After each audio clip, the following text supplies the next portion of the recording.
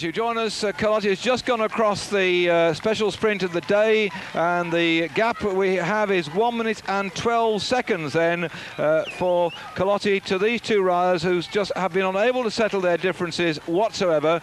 The deputy team director of Buckler's come up to have a word with Maassen, so that's Hilaire van der Schuren. Jan Raas is back with the main field, and here Maassen is attempting to get Sagan to cooperate in chase down Carlotti, who now has a 1 minute lead. And at that sprint point, here we are looking at Carlotti now, he just has 28.5 kilometres to go to the finish. And those two riders behind, here we are, and the Panasonic's coming up, so there'll be a few choice words coming out of this one as well. And the mechanic sitting in the back there, you see the good shot of the sunshine roof, where they actually, when they're going along, sometimes they can climb out to the roof, mechanics, and will actually attend to bikes on the top of the roof. And Jan Legrand, the mechanic for the Panasonic team, I remember in the days, the rally team, when we had a very, very long, slow stage and nothing much has happened, Jan Legrand climbed out of the roof of the car and then stretched himself out and went to sleep on the roof. So had to be careful we didn't slam the brakes on. He'd have been all sorts of trouble. The mechanics were very long hours, and the poor chaps who last to go to bed almost when they finished getting the bikes and checking them over and washing them down and changing the sprockets and when necessary changing the tyres and everything else. So it's a hell of a responsibility, because these bikes have to function absolutely perfectly. Jean-Claude Carlotti then now becoming the darling of France, and there we are, the so 1:40 the time check I'm getting coming in now, so 1:12, then start 5:45. Oh my goodness, they're all over the place now. Well, it couldn't have played better into Carlotti's hands even if he'd written the script himself. To imagine that those two riders, who undoubtedly have got tremendous strength, have let him get away with it like this, and with some 28 kilometres still to go. That's round about some 15 miles or so. One of the press cars zooming through, and the pressmen must be scratching their heads as well and licking their pencils and saying, we've got to write this one down, let's nip along through. And they're all thundering off down now to the finish. What the journalists do, as Carlotti now is getting a few words of wisdom. Of course, the Z team without Greg LeMond, they're all searching, I think, to get a bit of glory, and Eric Boyer having a third place after Greg had retired from the race. Now 1:44 on these two here, who are called poursuivants. Well, they're not poursuiving very fast, are they? They've let the gap grow all the time, and at long last, I suspect probably that the two team managers for Panasonic, or deputy team manager, Panasonic and Buckler, have had a few words on the radio, or driven their cars alongside each other and had a few words there as well, because undoubtedly Sagan has been very dilatory in not helping Maassen at all, and I say there's no love lost between these two teams, but surely they've got to get Carlotti back and then settle their differences when they get into the finish. Well, that's of course the perplexity of bike racing, and you get a lot of experts who'll sit in a bar, or they'll meet you somewhere and they'll start talking to you about tactics in bike racing. But when you start 198 riders, you start 198 different stories and 198 different ambitions. Some of them, of course, those ambitions are put on one side while they do what their team director says they should do. But throughout the whole of the race, when you're in the saddle and riding for 21 stages, then I can tell you you have 21 times 198 stories about what has happened during the Tour, and 198 times 21 days of ambition for the riders as well. Ambition for some of them is just to finish the Tour de France, to actually say later on to your children, your grandchildren, yes, I finished the Tour de France. And whilst we've had the race this year, Kravtsov rides for the Z team. His wife's given birth to a little son, and they said, because Franco Ciccioli won the stage that day, was he going to call it Franco on the day that Franco won it, because his son was born that day? And he said no, he's given it a Norwegian name. I suppose Franco isn't very Norwegian, is it? And also, actually, Franco Ciccioli, his wife has given birth as well during the Tour. So life goes on outside the Tour in more ways than one. And right now, these two, I think, could stick an axe in each other's head at the moment, the way they're going. Neither of them seems to be very pleased. And this fellow's taking complete advantage of it. Well done, Jean-Claude Carlotti, not to get involved in that.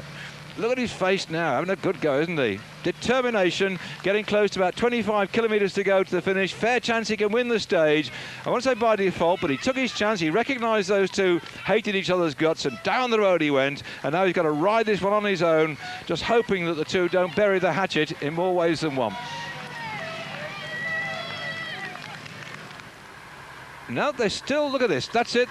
They've jacked it in. Hey, the thought occurs, we haven't seen Newlands and Louvio, have we, Brian? What they know? Last time check we got, the group is 11 minutes, and Newlands and Louvio were 5:45 down, and Culotti 1:44. So, when Newlands and Louvio come up, another little plot will unfold itself, because Newlands rides the Panasonic. He's bound to catch Sajan Maassen very quickly, and then I wonder what will happen. Here we go, 2 minutes 17.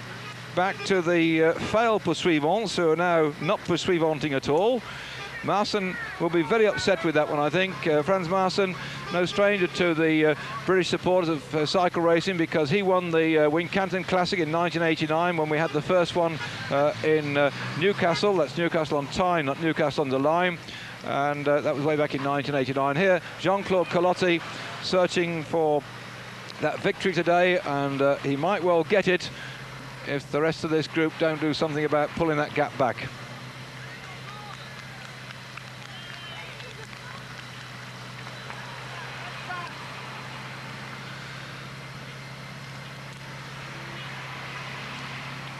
Well, a determined effort here with those mirror sunglasses, making him look like a man from another planet. Is got a good lead now. It's now 2:17, 2 minutes 17 coming up on the radio. So Nydam, whose father Henk won this stage way back in '66, is trapped in the main field behind, and that long lead that he got, Culotti 11 minutes. I don't think Nydam can repeat that process and have to wait again to try and get another stage victory, will the bold Kjella, because this man, see those little webs, by the way, around the front of the head of the bicycle, looks very thick. Where the lugs where the actual tubing goes, instead of having lugs, they've got webs in there to strengthen the area weight joints. So see that little thing going whiz, whiz, whiz around the front wheel? It isn't something that's caught in there. That is the counter. And as it goes past on his forks, you'll see another little blockage on there. Well, that is where the counter goes past, and electronically then, you can see it now, that's a little bit on his front fork on the far left-hand side of your screen there. Well, that is where it picks up the pulse, and then up it goes via cable onto his computer on the top. I say by cable, some of them now are actually getting the electronic pulses being transmitted that short distance and picked up without a cable. And I think this might be one of those new computers that just do that you don't actually have any cables, then that the pulse will go straight up towards the your computer. Well, Maassen at the back here. Finished 129th at the Tour de France last year, but his best success, I think, last year, winning the Tour of Holland. Claude Culotti finished second in the Paris-Roubaix last year, when Marc Madiot rode in under very, very nasty conditions indeed. And way back in 1990, he won the prologue and took a stage in the Midi Libre, took a stage in the Volta of Burgos. He's been around for quite some time now, Jean-Claude Culotti, 31 years of age, searching for his first stage victory in the Tour de France. Well, if looks could kill. Two choice words there, dear me. Oh, pumps at dawn, are we out there? And the chase is not particularly active at the moment. We see Banesto on the front and Indurain in behind there. The last time check we had over 11 minutes, so the Intrigue today is ahead of this group. Yep. Well, the fire has gone out of the chase in no uncertain terms, and I think they resign themselves to the fact that that little lot up in front can sort out their differences if they can, whilst Jean-Claude Culotti is looking for that stage victory.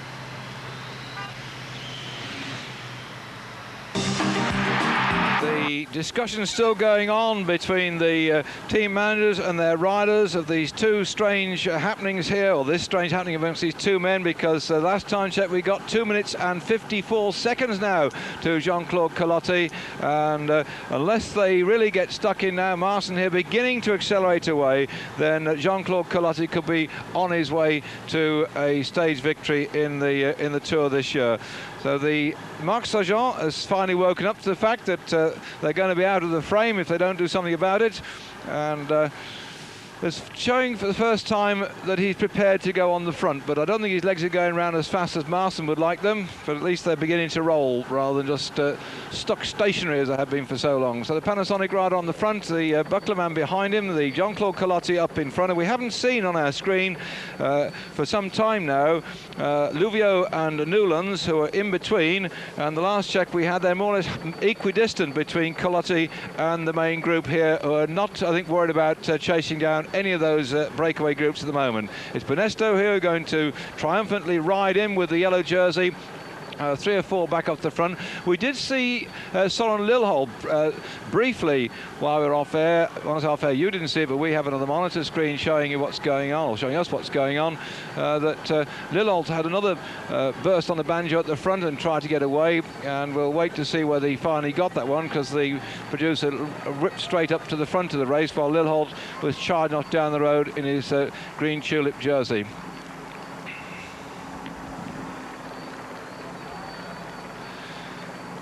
So with the Benesto team here, very happy indeed with, that's it, 20 kilometres to go. We'll get the old watches out and see if we can pick up, and we're getting official confirmation on the radio as well, but it's nice to get our own little time checks going just to see how much gap there is between them. Well, I mentioned earlier on that Nydam's father had won here at the finish at Montluçon. Hassan Forder won some 36 years ago in 1956. The clown who really, when he used to ride his bike, was always a bit of a joker in the pack. You get some comedians, believe you me. Evidently that in the TVM squad they say that Harmeling and Skibby were the two jokers in the pack there. Well, one of those jokers in the pack has gone now. That's Rob Harmeling, who went out yesterday. And the gap 13.58 shows you, I thought that the peloton wasn't winding it up very much. 14 minutes for Jean-Claude Culotti, and look at the state, look at his face. Wow, he's determined. Great move he did. If you just switched on and wondered what on earth's happening, yes, I thought Lilholt had clopped off on his own. With a big gap like that, 13.58, then certainly Lilholt has done the right thing. Oops. Has he pulled his wheel over? No, he's just waiting to take the left-hander. He eased a bit then. I wondered when he jumped up like that as to whether he'd had pulled his wheel over or something. He hit a free wheel for a moment, and that's the main group. So the one rider out in the front at the moment, Culotti.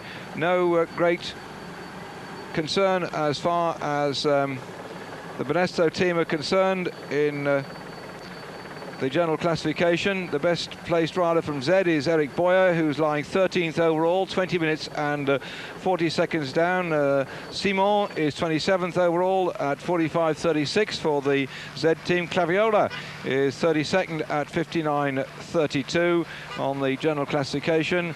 And looking down here, the Le Marchand 103rd overall. So the Z's well and truly spread throughout the general classification. Kravsol is lying 51st at the moment, so they're all over the place on GC.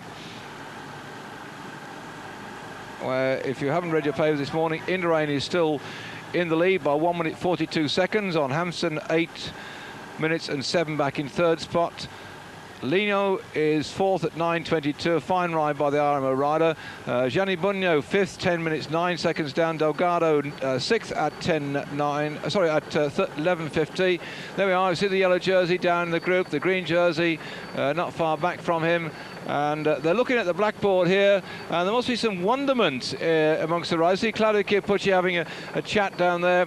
I think they've all resigned themselves then just to riding in today and saving their strength, because we have got this this time trial yet to come, and the top men will want to sort themselves out a bit as that's 3 minutes exactly was the check on my watch. 3 minutes, so that they're beginning to try and do something about pulling back that gap. And I'm saying we've got the time trial on stage 19, and then the riders have just got 1 day, that's tomorrow, between themselves and the time trial. In fact, they give it 3 minutes and 2 seconds for Jean-Claude Culotti, and 13:58 to the peloton, the last time check we got.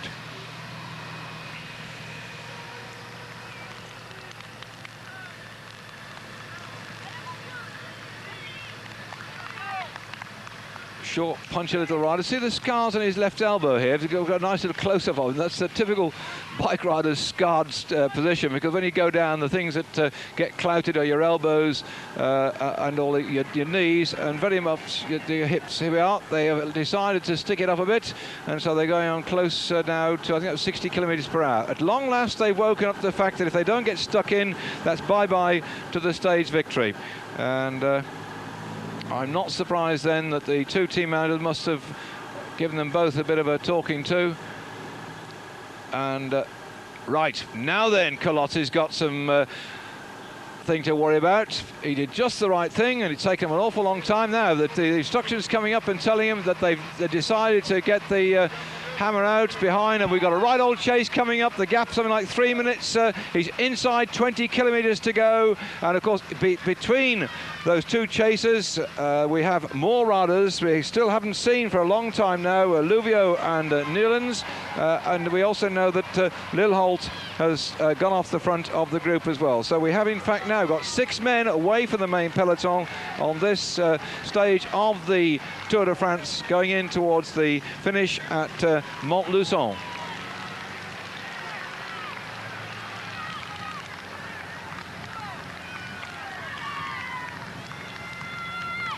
...189 kilometres today, and that is 118 miles of racing, and 20 kilometres to go is around about 13 miles.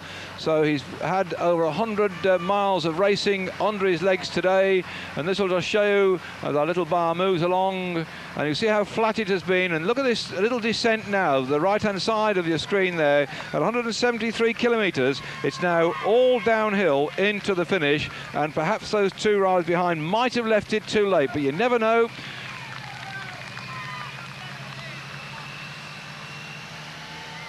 So the gap was 3 minutes and 2 seconds last we heard, and we'll wait for confirmation of it coming up, but to see whether he's going away from those chasers, or whether they're cutting it down and narrowing the gap. Interesting style he's got there, as we're now at whoops, got into that one. That was 15 kilometres to go. He's going very quickly indeed. And the main field, well, this is certainly going to help the green jersey of Jalabert, because there are 6 riders. You know, they all decide it's time to have a drink. Looking back down there for the green jersey, Jalabert has been having a go with Museo for that green jersey. He's had the whole of the tour. With 6 men down the road, it's going to reduce the number of points which are available for Museo to have a go at getting that green jersey back off him. But I rather think that possibly Museo has decided now that he would rather ride in and try and get a stage victory somewhere, particularly the Champs-Élysées, where he did a couple of years ago come first over the line. Shot down there of the Zeds surrounding Gianni Bugno in his World Champions jersey. And there's a green jersey on the left-hand side moving forward. Just mentioning him, and on cue up comes Luvio, who's never far away from the side of Indurain in the yellow. So that's the position at the moment. And the Banesto, 1, 2, 3 of them, 4 of them, round about 5 of them. No, you can see the Banesto rider, 3 up front, then you get Indurain, and then 2 behind him. So in fact we've got 6 Banesto riders all together, because Indurain there in the yellow jersey, the team leader of that very famous Spanish team, and the sponsors, Banesto, into banking and financing affairs down in Spain, must be very pleased with the performance of their team this year. And here, whizzing round, God, he's really got the gears wound up. Now look at that! a blur of legs, a blur of wheels, and a blur of a body whistling along in towards the finish. If any man deserves to get there in one piece ahead of the rest, it's this fellow. He's not going some. So 3:02 was the last time, 3:07, a little bit gone up now, 5:30 then to Louvieux, and the main group 13:35. In fact, Lillo's just off the front of that, he's 13:35, and the peloton 13:58. So Sargent and Martin, despite the fact they've buried the hatchet, and I didn't see the handles sticking out the sculls, but they seem to have got stuck in again, and well, he just puts his finger onto his brake levers, I think, just to steady and be there to brake if he has to do. But these are two, they're certainly not going as fast, are they, as Jean-Claude Collotti.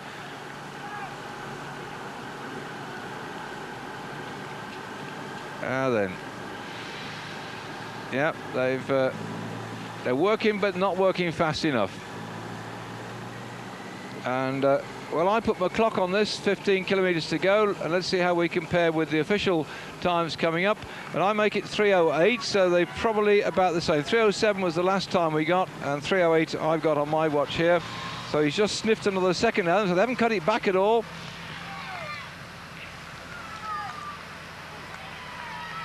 So about 10 miles left for this lad, and time for a quick drink. He's going to need that, and up comes an official time check from Bernard Hinault. Wish him all success. We do too. Don't go away. More action coming up in just a moment.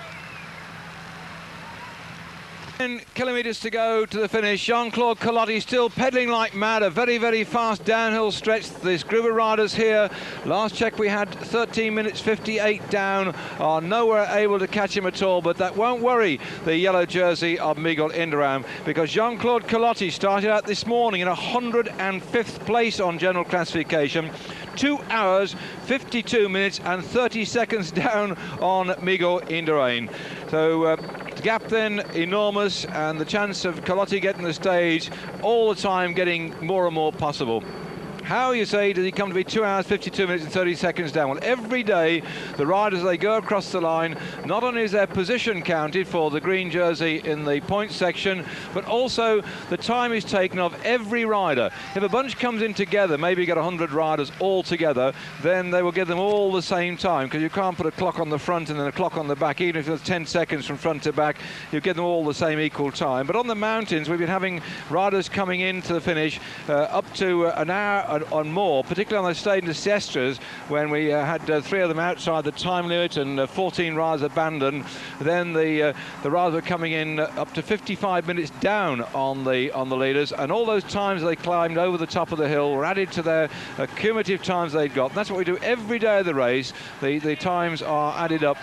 There have been some bonuses of 4 seconds, 6 seconds, 4 seconds and 2 seconds each day in the sprints, but they were only of some use early on in the race, when on the first day's road stage on the San Sebastian loop, Alex Zülle, who had ridden his heart out in the prologue time trial to take second place behind Indurain, Alex Zülle managed to get the first of the 6-second time bonuses, and that was sufficient when he came in the main group to move himself up into the lead on the general classification, and he took the yellow jersey just fleetingly before it was then taken off him later on, when the next stage the RMO put the hammer down. They got Ferenc into first place. Ferenc then for RMO taking the yellow jersey, the green jersey and the King of the Mountain. So the French having some success when Arnaud won the stage into San Sebastian, had more success in their own race. Here we call the Tour de France their own race, although it's been spending a lot of time outside France this year. It was when we went to Brussels that a Belgian was looking for a win but didn't get it. That was Jalabert, and we're now looking at a Danish rider,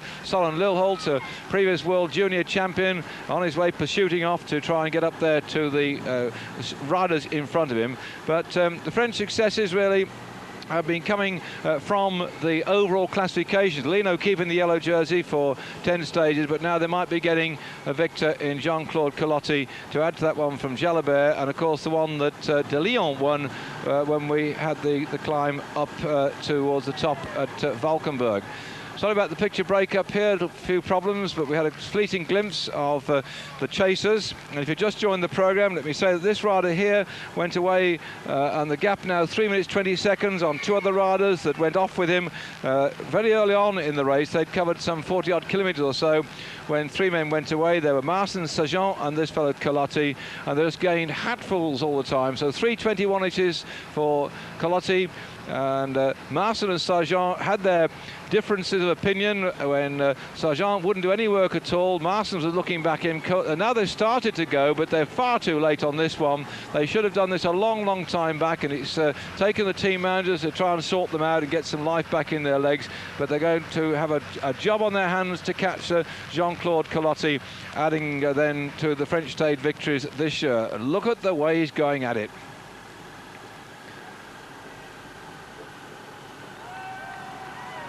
And you're looking at tired legs as well, because we're coming up towards the end of the Tour de France, covering nearly 4,000 kilometres in racing this year.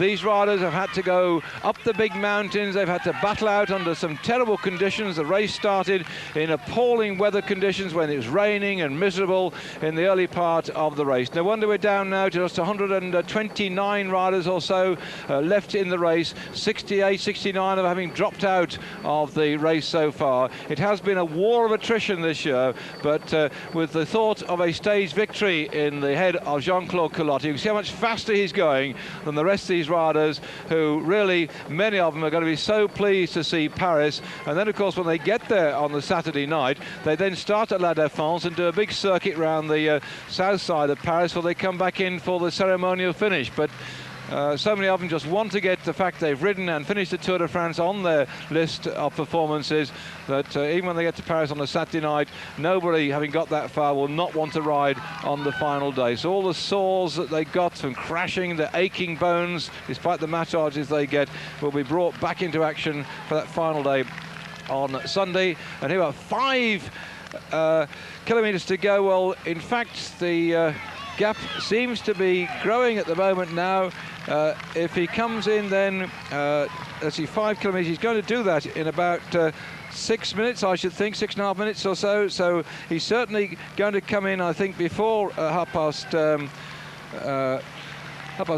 So in fact he's going to beat 38 kilometres per hour for the stage today. The record speed in the Tour in the form of the cumulative average speed was way back when Delgado won the race with 39.909 kilometres per hour average speed, and we're poised very close towards that now, beating that average speed. And I think today certainly we're going to beat the one we'd got down on our list as being the time that this race was going to finish today. So Collotti woken back up again with that superb attack which left Marcin and Sargent floundering, and he's counting down the kilometres there with just 4 to go. There's no doubt about it, with the gap being as it is, this is going to be a triumphant run in towards the finish here in Montluçon.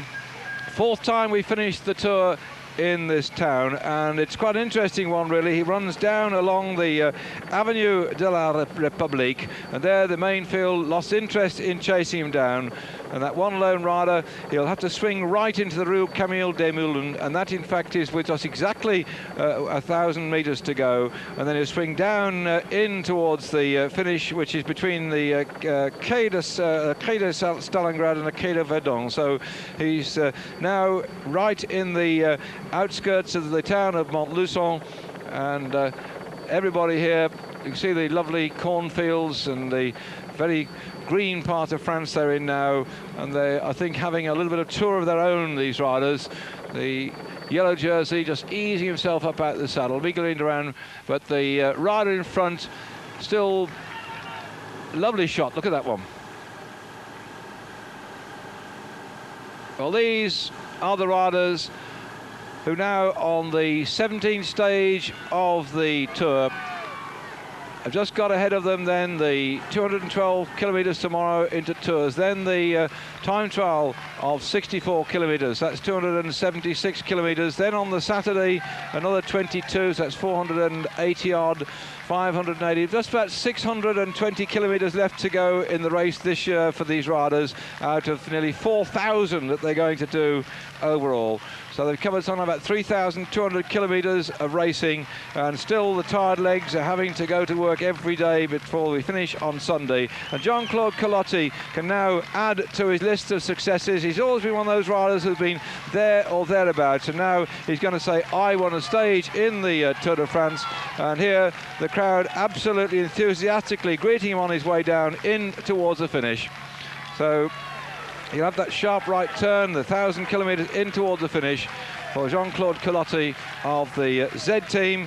And I'm sure Mr. Zanier, although he's folding his team up, will say well done to this man, and a bit of bonus as well in it, since they're bad luck in losing Greg LeMond out of the race, because that was a disappointment, and people like Jean-Claude Culotti had been in there helping him to survive in the Tour. They've done a lot of work, but now with 2 kilometres to go, they're trying to help themselves to some success.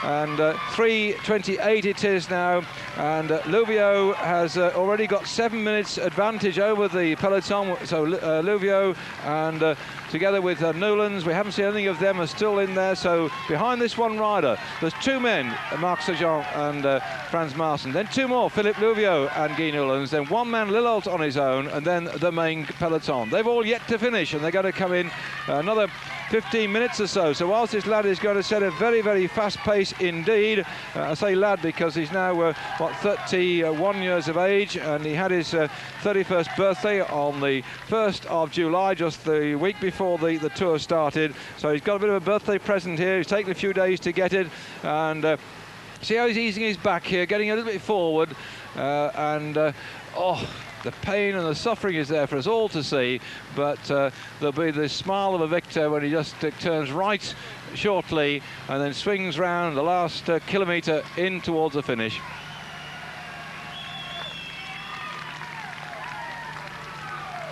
You see all the tapes on the side of the road to stop the spectators straying forward. I'm sure perhaps they'll have to consider doing something like this on some of the mountain climbs in future. We've seen some sights up there with spectators encroaching, but nowhere in the town here. Now here it is, that's the right turn, and then the long straight in towards the finish.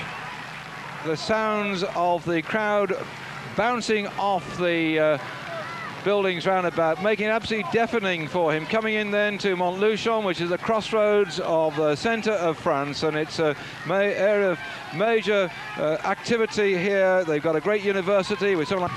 Wie ist der Sieg zustande gekommen? Door het feit dat de omstandigheden zo meezaten. Gold Race, lui qui aimerait tant remporter une grande classique, le voilà qui va remporter une grande victoire d'étape. Cette dernière descente. En solitaire au milieu de earlier on in the race were just messing around, a super piece of adventure when he went away, and so now he comes in to finish now. The man who in 1991 took a 2nd place in the Paris-Roubaix is now going to be able to say, yes, I want to stay in the Tour de France. The elation is absolutely there, and he just can't believe it, but he's done it. And Albert Bouvet also behind for France, one of the organisers of this great event, is equally elated, and that's it then. Jean-Claude Culotti, he can hardly believe that one, can he?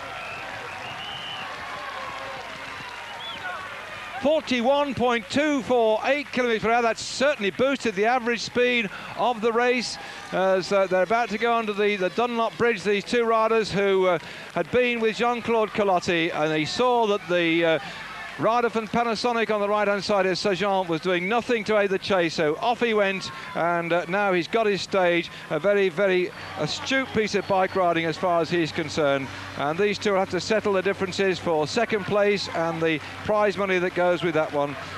Still quite a useful thing to do when you're coming down here is to get there for the prizes, because although 1st place now has won a special prize over the line then of some I'm just waiting, there's something else coming up on the headphone. No, there's no information of the ones between them. Just waiting for the information to come through, but they're not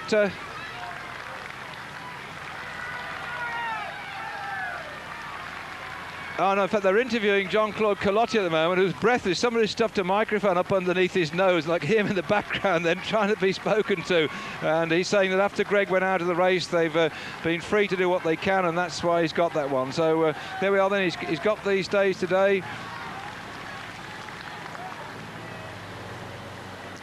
And these two then fighting out for second and third place. So he's better off than Jean-Claude Collotti, 50,000 French francs, that's well over £5,000.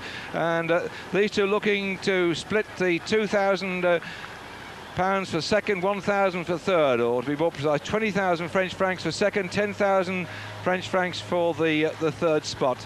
Well, they've said bye-bye to the 50,000 that Jean-Claude Collotti has got, and of course the chance of putting your name up there as a victor on a stage in the Tour de France.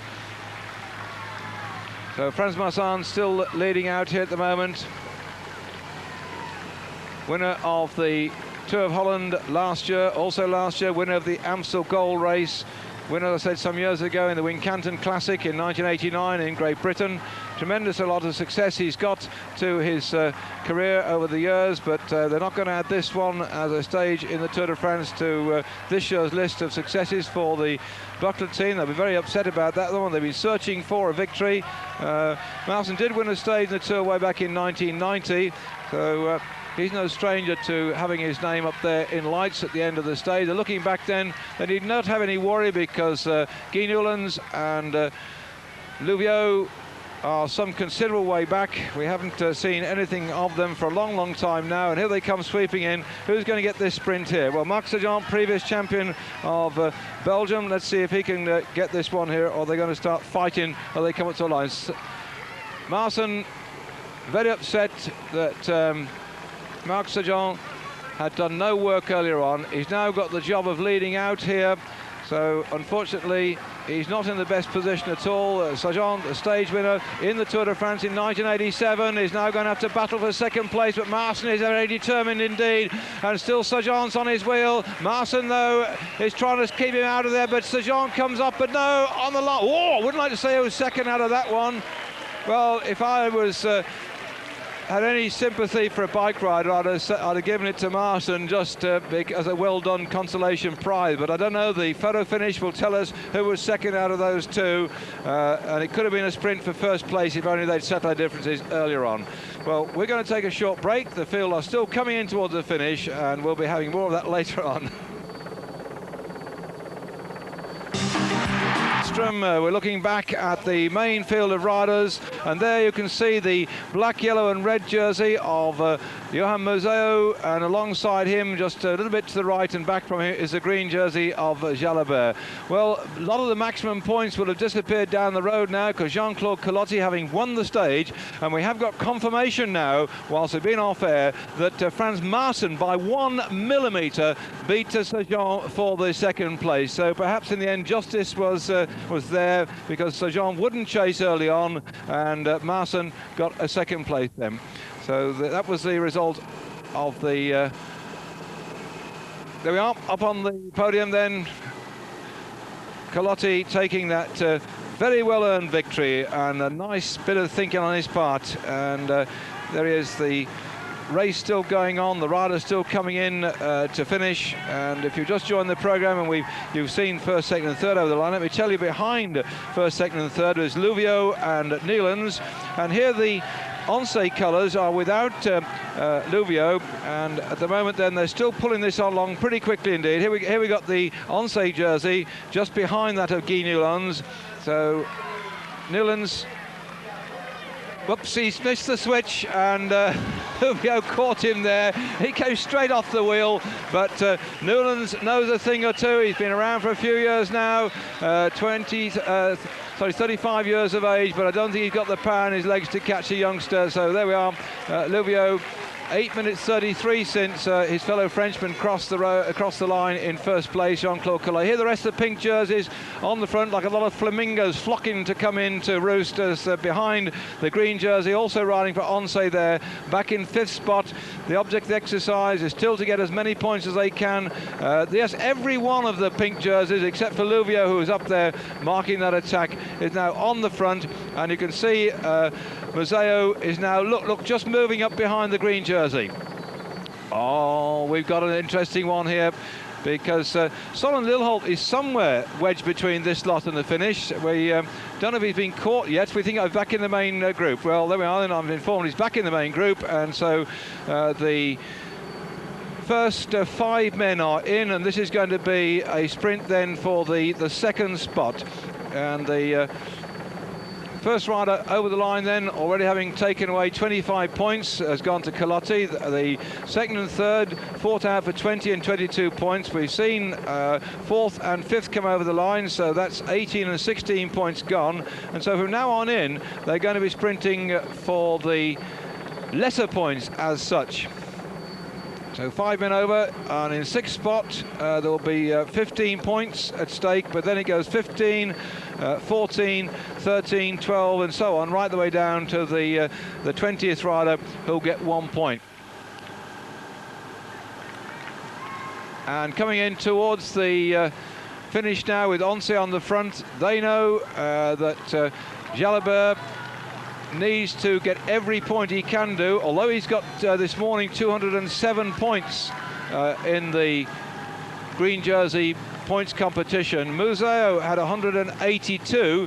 There were still therefore some 25 points separating the two of them. Look, he's tightening up his shoes. He's got Velcro fastenings on there, and when you're pulling your feet up on those clips, they don't pull off the pedals if they're properly adjusted, because to take your feet out you flick them sideways. So there we are, those are the first 5 in. Confirmation for you of the gaps that existed between the riders across the line. You saw Luvio tightening up his shoe straps. They are Velcro fastening, so he could just put them down so his feet didn't pull out of the shoes, because they're so rigidly held on the pedals. If they're adjusted properly, the only thing that can come out is your feet. You have to flick your feet sideways, spin them through a few degrees to free them from the pedals. But when you're pushing like this at the moment, then they are locked on good and proper. That, I said, providing they're properly adjusted. I do know there have been occasions in sprints when they have not locked up the cleats underneath properly, and they can in fact pull out. It has been done. Bob Roll did it, bouncing over the cobbles into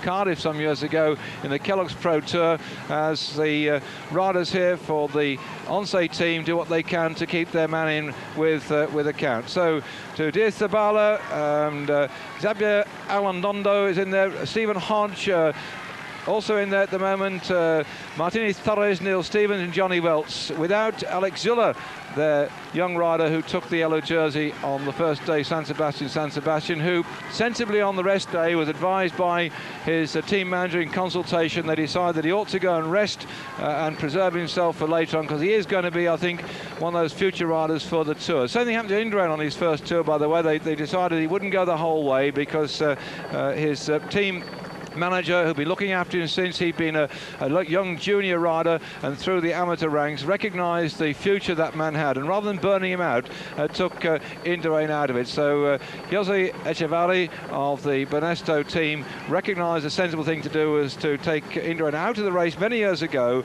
Now the same thing happened to young Zuller, who rided for the Once team. So we might see history repeating itself, because the class of that man has showed earlier on during the race. But Indurain is in yellow now. It's second year in succession he's worn yellow in the Tour de France, and the battle now is for the green jersey then, as these riders still thundering on in on their very unusual look bicycles, and the speed now is up all the way then, as the riders going flat out, and they're changing places on the front, and 1, 2, 3, 4, 5, so all the pink jerseys here, just the green jersey of Jalabert then with on his wheel also will be Museo, waiting to pounce and come off his wheel, because he wants to cut that 25-point deficit. But remember, the distance between the placing is only 1 point per man, and the pink jerseys are being blown a bit. Just seeing that Stevens and Hodge have been really working hard, the two Australians in this team, which is conducted mainly of Spanish and French riders, but they've got a Danish rider in there as well. What a League of Nations they are, but they know the language of bike racing and what they have to do. That's to keep the pressure up. And looking down there, I can still see the jersey of the champion of Belgium hovering close to it. No, they're not all on the look bikes. You're quite right. Brian's pointing out to these different bikes. They're on different ones. Yeah, they just choose sometimes to ride some and some don't. There we are. He's not on the look bike, and nor is Jalabert, for that matter. I can see that they're here behind. Now this is the battle now with Marson now right behind Jalabert. These two really want to settle the difference. That green jersey in the finest style. The pinks on the front of the flamingo-coloured Once have done the right thing. They've kept the speed up now, drifting off there. He's had enough. He's had to go on the front, and so it's time then for Alondo to go off the front. Still look how calm and collected Jalabert is. A very fast man indeed. He's been getting maximum points for that jersey over Museo. Hasn't scored in the last couple of days because Museo was unable to climb the hills towards the finish. But today is dead flat. This will suit the searing speed of Museo, but other attacks are coming along as well. They're going to get sandwiched now by other riders who have ideas because there's so much money down in the points competition and for stage victories. So right now then, they're all still jostling as moving up into the groupings. Even Kyopuchi's got himself up in that little group as well, but still behind him, like Batman and Boy Robin, we have these two wonder men of the sprint, Jalabert in green and Museo right behind him now, as these two then heading on down in towards the finish. They've got these prizes ahead going down to 22nd place, and so they're here battling out for 6, and there's 4,000 francs at stake as they swing round. Just 400 quid's worth of money, but it's those vital points, and still just 2 pink jerseys in front, inside 1 kilometre to go, and an infiltrator has just managed to get in there at the moment, but no, they're going away again, as yes, Soren Lilhut was not caught in the group. He's still out there. He's not caught at all by the main pack, so I'm sorry about that information came up wrong from our radio. Soren Lilhut has stayed out there, and he's taken then the 6th place, so that knocks back all the points even more so. And there 15 minutes and 41 seconds since Colotti crossed the line. Here we have these 2 pink jerseys on the front, still managing to hang on. They've been dying and dropping off like flies towards the end on the mountains, the pinks, but this time now, as he looks over his shoulders then, Stevens can see that they're starting to wind up the sprint, and a little lead out here from Lotto and Jalabert on the far side there, battling it out within the centre of Museo. Lotto look like they might get this one. Museo is going a bit faster, and it looks like Jalabert is dying. He's dying, and they're trying to push him back another point, and zoom up on the left-hand side. Jean-Paul Van Poppel came up as well and went straight up alongside them.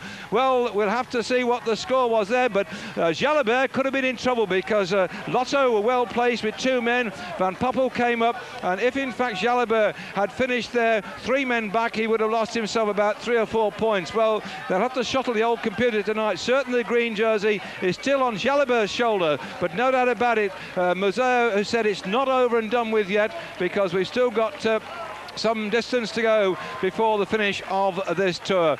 Great work then by the Once riders in the pink to get Jalabert through so that we could get that sprint, and Van Poppel it is that comes up. Watch on the right hand side the speed at which he comes forward. Hang on, what's this one? We're not going to get the whole screen here. Museo is there, Jalabert is losing ground, and Poppel looks up, swings out, cruises in, but Museo is just getting there on the line. He gets it, and Poppel was close though. Van Poppel was extremely close indeed. That was a nut's whisker, that one. I'm sure that it'll take the photo to split that one. It was very, very close indeed. Watch this one.